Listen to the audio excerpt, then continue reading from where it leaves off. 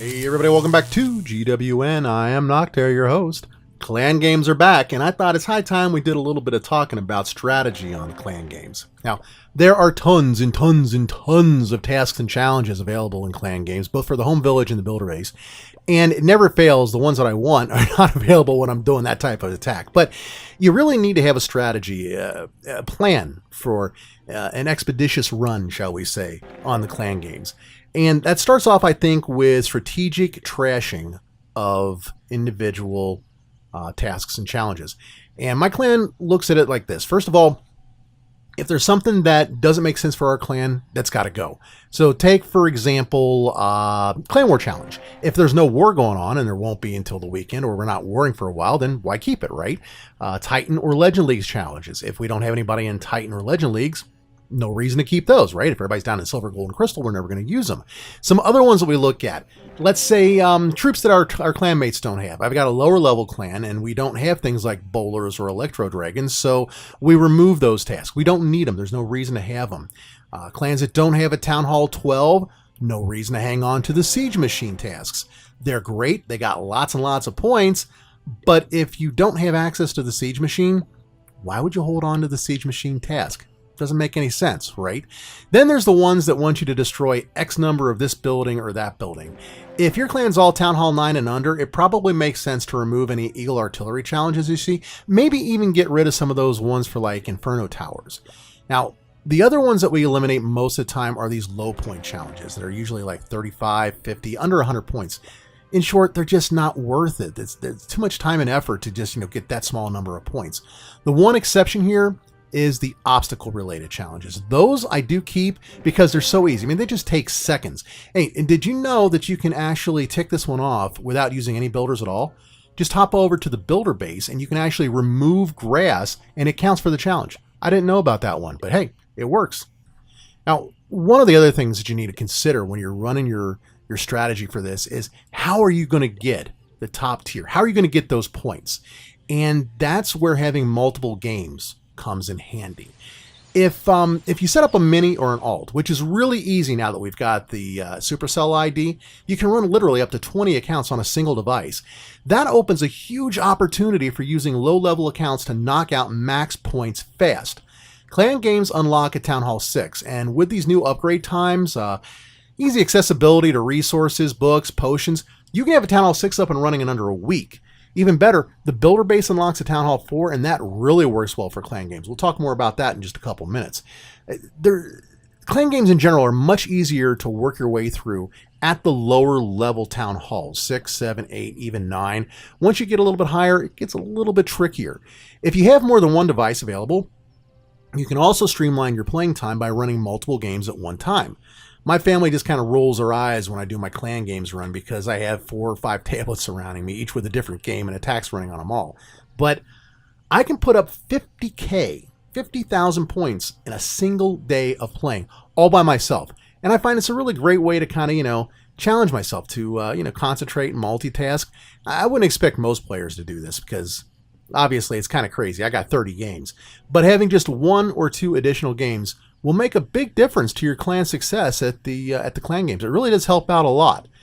And the more you can play, the more points you can put up. That's really the key to it. Talking about the individual challenges, probably my favorite challenges of all are the ones that I can snipe. As you look through the various clan game challenges, you might be thinking, wow, these are going to take a while to complete because I got to run so many attacks for each one.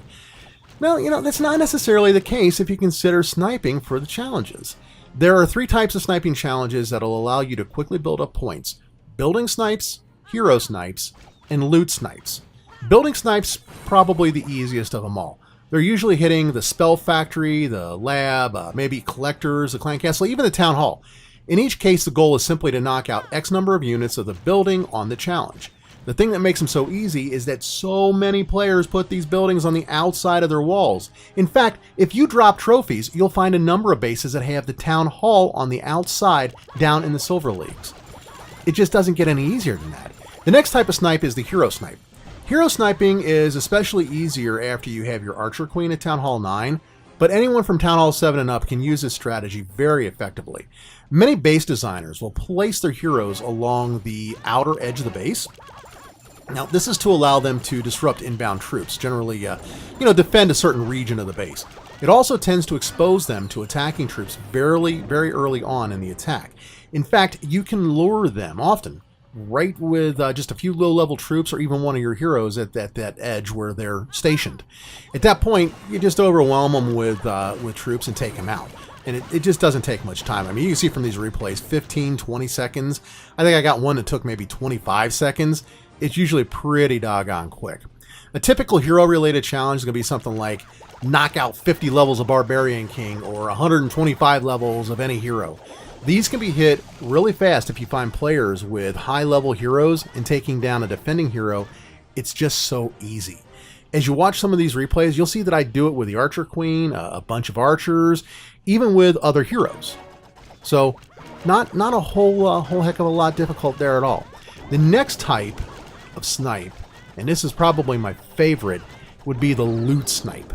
Now, loot snipes are going to be done with the tasks that say, get this much this much amount of gold in a certain amount of time, or this much amount of elixir or dark elixir in 4 hours or 8 hours or 1 hour or whatever. What's so easy about these is that you can hit them with the cheapest of all the troops, the Goblin. Ever heard of a strategy for farming called Goblin Knife? Well, this is kind of like it. What you do is you find a base that has the collectors on the outside, which is almost any base, and has a lot of loot in those collectors. Sometimes you'll find a base where collectors and storages are on the inside, but they're real easy to get to. Maybe they're just behind one layer of wall. Maybe you're a higher level player who's got some jump spells, or who knows, maybe you just take along some earthquakes or even some wall breakers. But once you get access, a path if you will, for your goblins to go in and hit them, the goblins will take the storages down lickety-split. I mean, just like that. It's super fast. It's a cinch to grab up tons of loot by using your gobbies to hit those exposed collectors and storages. And if you search a bit, you might be able to find 3, 4, 500,000 in gold and elixir. Little dicier with dark elixir, I think, because most people protect that a little bit better. But it's certainly the easy way to do it for gold and regular elixir. Now, I realize that this means dropping trophies, and for some people, that's going to be a little bit of a problem. A lot of people don't want to drop trophies, and I understand why. I mean, especially if you're up in, like, say, the Legends League or somewhere else that's up high. You don't want to lose your trophies. But if you don't mind dropping trophies, this is a great way to do it. Right around clan games, lots of players will drop trophies to get down to the lower leagues, where not only can you complete these tasks much easier, but there's a lot more loot to be had, and down in silver, like I said, you can find town halls on the outside and so forth. I prefer to actually run my individual tasks as I work my way down the chain. It works out really easy, and I get a lot of points along the way. I mean, just looking at this video and the amount of time that I took to put together these replays, I think I generated around maybe 3,000 points, and that just ain't nothing to be sniffing at. That's a pretty good amount of points. Last but not least, let's switch gears and talk about the Builder Hall. Now, let's be honest, guys. Clan games, they're made for the home village, and that's where most players spend the vast majority of their time completing the challenges. But if you're interested in a fast and efficient working of clan games, you just can't beat a low-level Builder Hall base. Now, I realize there's a fair contingent of the burn the boat types out there, but bear with me for just a minute here. I think even you guys will see the value of this one. On your mini, once you've reached Town Hall 4, rebuild the boat and go through the little cartoon sequence. Now, add the second army camp, upgrade the Star Lab, max the Rage Barbarians, and do nothing more. Don't buy any additional defenses or resource buildings or walls. You just want a basic BH2 and nothing more.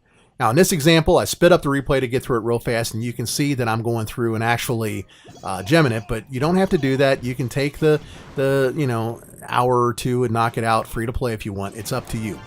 Once you've reached Town Hall 4 and you've rebuilt the boat, you now have access to a level 2 Builder Hall game that is going to bring back 3-star 100% results on almost every single attack you run. The wait time between troop regeneration is also just 2 minutes, and some of that time is actually eaten up by the attack itself.